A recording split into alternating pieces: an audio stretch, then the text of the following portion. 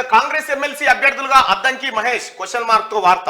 ఎమ్మెల్యేల కోటాలో దక్కనున్న అవకాశం పరిశీలనలో చిన్నారెడ్డి, హర్కర్ వేణుగోపాల్, బలరాం నాయక్, పటేల్ రమేష్ రెడ్డి పేర్లు కూడా, అంటే ఆరుగురు అన్నట్టు, ఆరుగురు పేర్లు ఉన్నాయని చెప్తా ఉన్నారు. ఇక గవర్నర్ కోటాలో కోదండరాం, అమీర్ అలీ ఖాన్ నేడు ప్రకటించనున్న కాంగ్రెస్ అధిష్టానం అంటూ ఒక వార్తను చూస్తాను.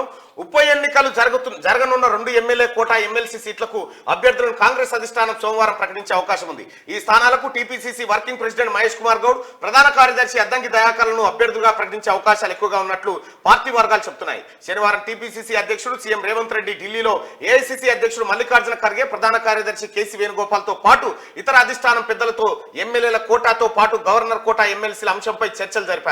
ఎమ్మెల్యే కోటా ఎమ్మెల్సీ సీట్లకు మహేష్ కుమార్ గౌడ్, అద్దంకి దయాకర్ తో పాటు టీపీసీసీ ఉపాధ్యక్షుడు హర్కర వేణుగోపాల్, ఆ తర్వాత ఏఐసీసీ కార్యదర్శి జి చిన్నారెడ్డి, పటేల్ రమేష్ రెడ్డి, కేంద్ర మాజీ మంత్రి బలరాం నాయకుల పేర్లను అధిష్టానం ప్రధానంగా పరిశీలనలోకి తీసుకున్నట్లు సమాచారం. అయితే మహేష్ కుమార్ గౌడ్, అద్దంకి దయాకర్ల పేర్లనే ఖరారు చేస్తే చిన్నారెడ్డి, హర్కర వేణుగోపాలను ప్రభుత్వ పదవుల్లోకి తీసుకునే అవకాశాలు ఉన్నట్లుగా చెబుతున్నారు. మహబూబ్ నగర్ స్థానిక సంస్థల ఎమ్మెల్సీ రేసులో చిన్నారెడ్డిని దింపేందుకు ఆస్కారం ఉంటుందన్నారు. ఇక పటేల్ రమేష్ రెడ్డి, బలరాం నాయక్ ఎలాగూ లోక్సభ ఎన్నికల అభ్యర్థుల రేసులో ఉన్నారు.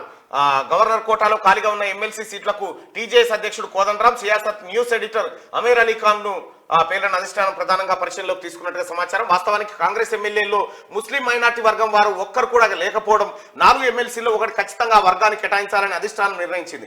ఇందుకోసం మాజీ మంత్రి Shabbir Ali, TPCC working president అజారుద్దీన్ల పేర్లు ప్రముఖంగా వినిపించాయి. అయితే ఎన్నికల్లో పోటీ చేసి ఓటమి పాలైన వారికి ఎమ్మెల్సీలుగా అవకాశం ఇవ్వకూడదని పార్టీ పరంగా నియమం ఉండడంతో రేసులో వారిద్దరు వెనుకబడ్డారు. ఒకవేళ ముస్లిం మైనార్టీని ఎమ్మెల్సీగా తీసుకొని మంత్రివర్గంలోనూ చోటు కల్పించాలని అధిష్టానం భావిస్తే మాత్రం షబ్బీర్ అలీకి ఎమ్మెల్యేల కోటాలో ఎమ్మెల్సీగా అవకాశం దక్కవచ్చన్న ప్రచారం పార్టీ వర్గాల్లో జరుగుతా ఉంది.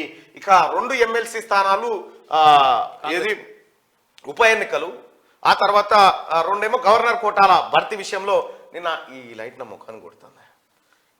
ఎమ్మెల్సీ ఎన్నికల్లో ఆ 4 కోసం కసరత్తు కొనసాగుతుంది. ఆల్రెడీ ఇప్పటికే చాలా మందిని పరిశీలించి వడపోత కార్యక్రమం జరిగినట్టుగా తెలుస్తా ఉంది.